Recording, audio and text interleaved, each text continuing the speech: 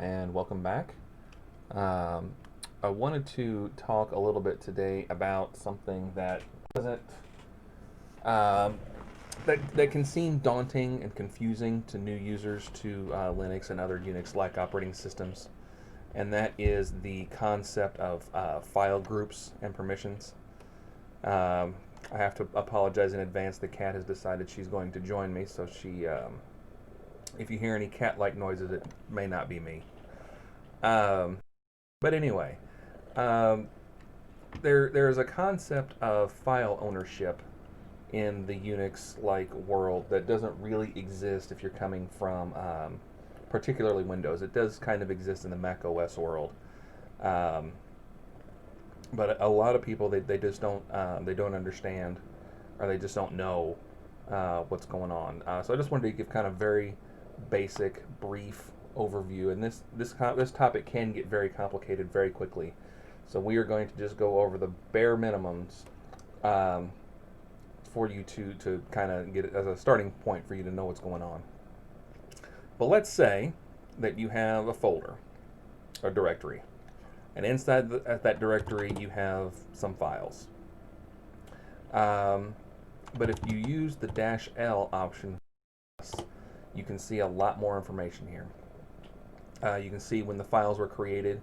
You can see how big they were, but we're mostly interested in what's going on the left-hand side. You know, where it says all these R's and W's and X's and lines and stuff, and we're going to kind of go over this in kind of from the right to the left. Of course, on the far right, you've got the name of the file that you're looking at, followed by, next over to the left, is the date that the file was created or modified. And to the left of that, you've got the file size in bytes. And then to the left of that, you've got the group that the folder or the file belongs to, and the user that the file belongs to. And these are important because further to the left, we have this grouping of these are permissions, and you will see if the permission is on, if it's been granted, you have an X, or sorry, you have a letter. And if the permission does not exist, you have an R. And you can think of this as being broken up into three groups of three. There's a RW blank, an R blank blank, and an R blank blank in this row. The very first bit, the very first digit number here, this has special meaning. We're not actually going to get into that, so you can kind of not pay attention to that for right now.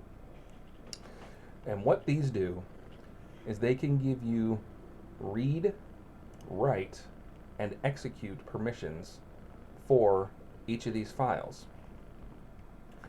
That's what the R, the W, and the X stand for.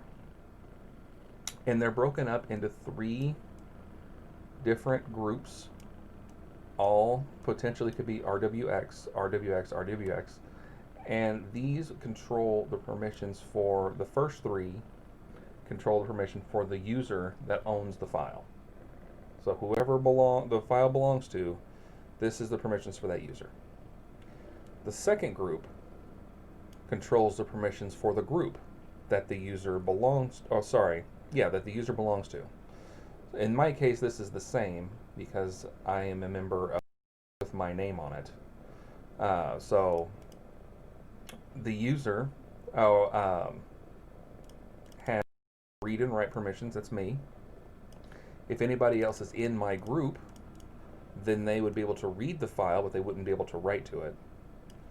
And then the third group here, or the third permissions block here, is other. This is everyone else. This is everyone else in the system who is not me, who's not a member of any groups that I'm a member of, but still may, come across this file. And in this case, they would be able to read it and do nothing else. Now, what if we want to change some of the stuff around? Well, we have two commands at our disposal to help us do that. We have chmod and we have chgroup, GRP. And you can go through I highly recommend going to the man pages for some of these. These commands can get fairly complicated. But just some of the basics are going to be, like, let's say we have some file here. We have some file, and it belongs to me and in my group. But say we want to give permissions to another group. We want to change the group ownership of this file, the second name group there. We can do that by doing change group and then the name of the group. Now, it would help if I actually read the command of the maybe I'll edit that out.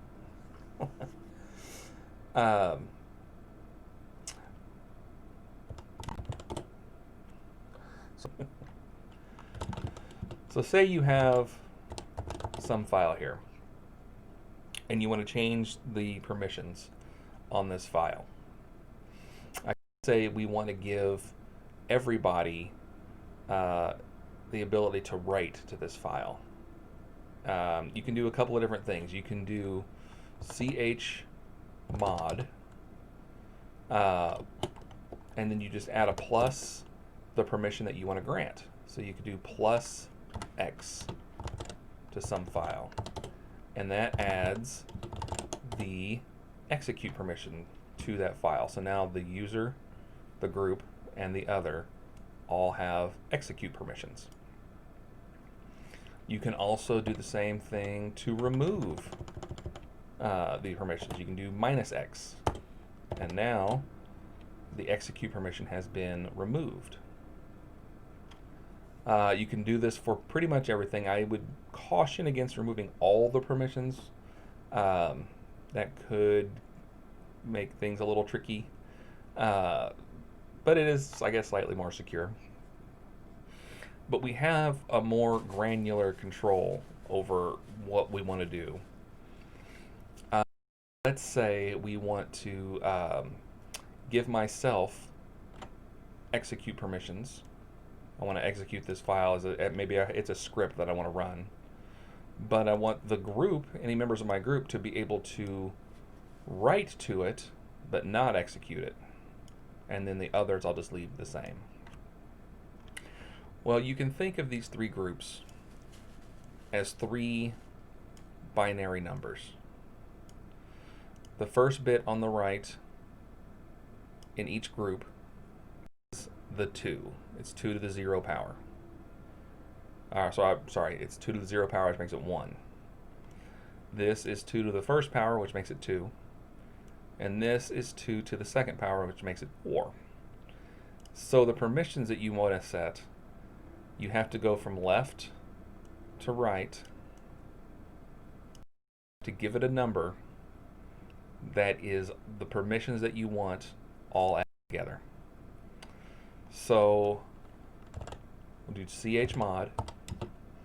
Now the execute is on the right, so it would be 1. Write is on the second column here, so that's 2. We add 1 plus 2.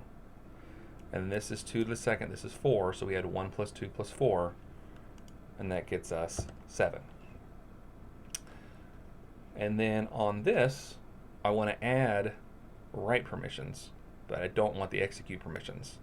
So this is 0, because I don't want that permission there.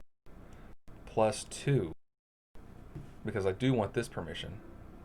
And then plus 4, because I do want this as well, so that would be 6. And then this, everyone else, well, let's say I don't want them to have any permission. I don't want them to do anything to this file at all. So we'll just have 0 plus 0 plus 0, which obviously is 0. And then to some file.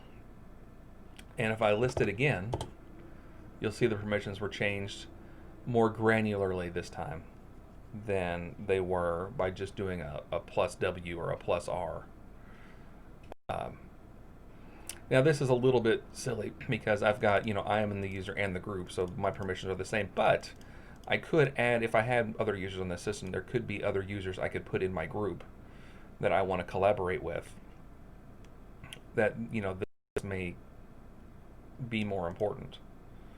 But really, I guess that's basically the basics of the permissions like that. Now I could also, I may have to be root for this. I can also take some file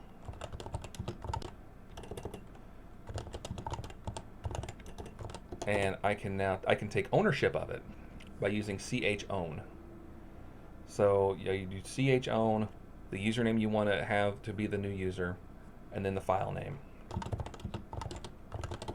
And now you can see that the first column has changed to root. The second has now my username. So now, since I am no longer the owner of the file, I cannot execute this file. So if I went to, I don't think there's anything important in there. But if I went to try to execute this file, I don't have permission to do that anymore. Basically it. That's pretty well the